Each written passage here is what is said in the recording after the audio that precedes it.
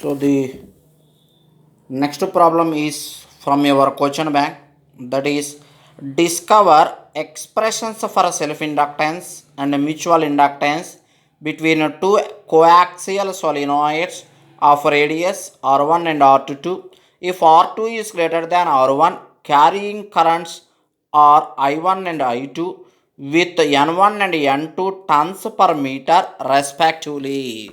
So the thing is discover expressions for self-inductance and mutual inductance between two coaxial solenoids of radius R1 and R2.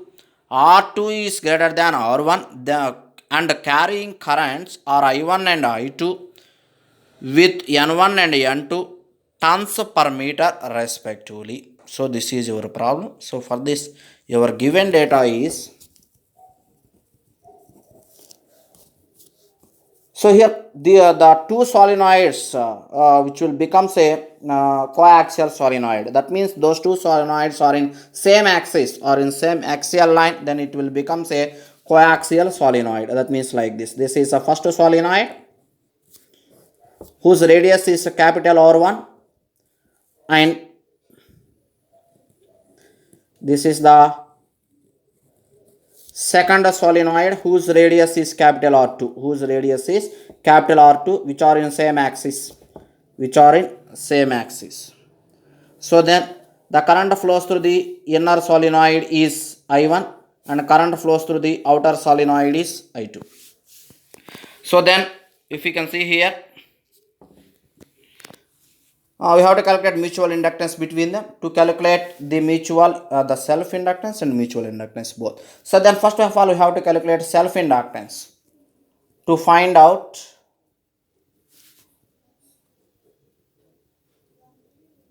self inductance. So to find this self inductance, L1 is equal to N1 phi1 by I1. So first we have to calculate N1. So here the magnetic field intensity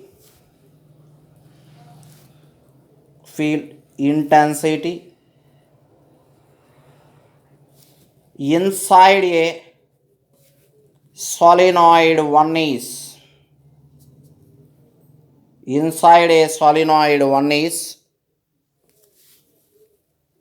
H1 is equal to, here the number of turns are in this terms in the form of small n. That is small n means we already discussed it in third unit. There is H is equal to n into I, where n is small n. Small n means the number of turns per meter.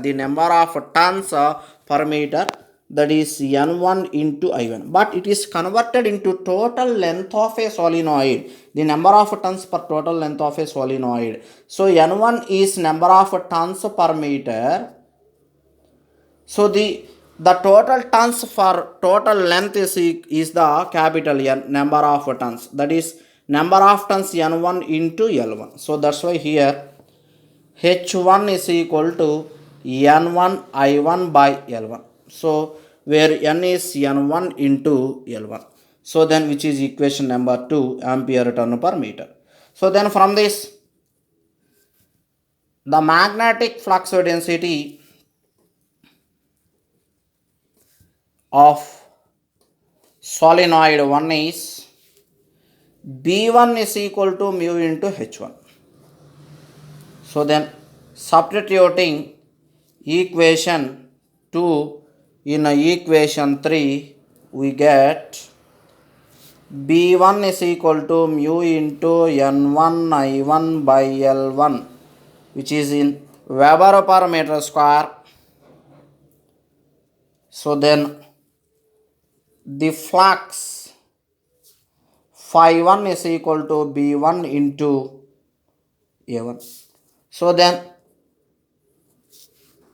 A1 is equal to pi R1 square A, where R1 is the radius of first solenoid. Then substituting equation 4 and 6 in equation 5, we get phi 1 is equal to mu into N1 I1 by L1 into pi r1 square, mu into n1 I1 by L1 into pi r1 square, which is equation number 7, which is in Weber's. So finally the flux linkages, the flux linkages of second solenoid, that is flux linkages. So we have to calculate self inductance, that's why flux linkages of solenoid 1 individually we can calculate because of it is self inductance. So then lambda 11 is equal to n1 phi 1, lambda 11 is equal to n1 phi 1. So then n1 is it is expression, so then it is lambda 1 is equal to 8.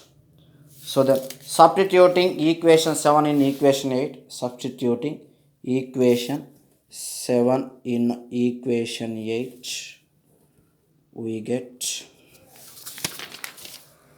that is mu into n1 I1 by L1 is lambda 11 is equal to n1 into mu into n1 I1 by L1, n1 I1 by L1 into pi r1 square.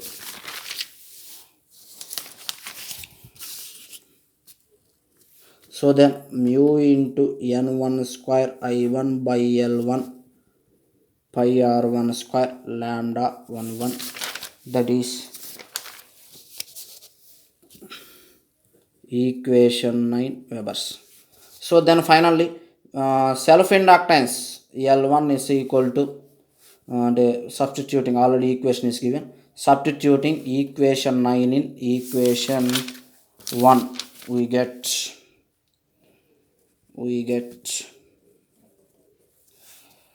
L1 is equal to mu into n1 square I1 by L1 I1 into pi r1 square divided by I1 means L1 into I1.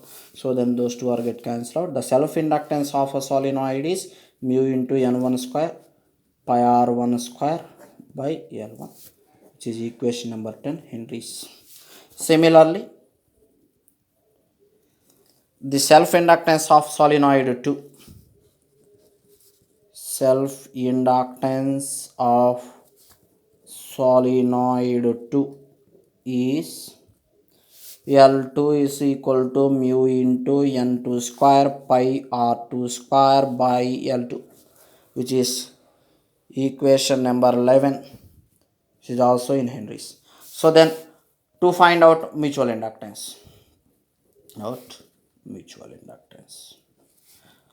so here the mutual inductance between solenoid 1 and solenoid 2, that is the mutual inductance of coaxial solenoid is M12 is equal to N2 phi 1 divided by 1. That means the flux linkages in solenoid 2 per unit solenoid 1 current, here. So that means here it is which is equation number 11. We know the value of phi 1, substituting equation 7 in equation 11, we get M12 N2, that is mu n1 I1 by L1 into pi r1 square divided by I1 both are get cancelled out. Then M12 is equal to N1 N2, that is mu into n1 n2 by L1 pi r1 square. This is the mutual inductance of coaxial solenoid.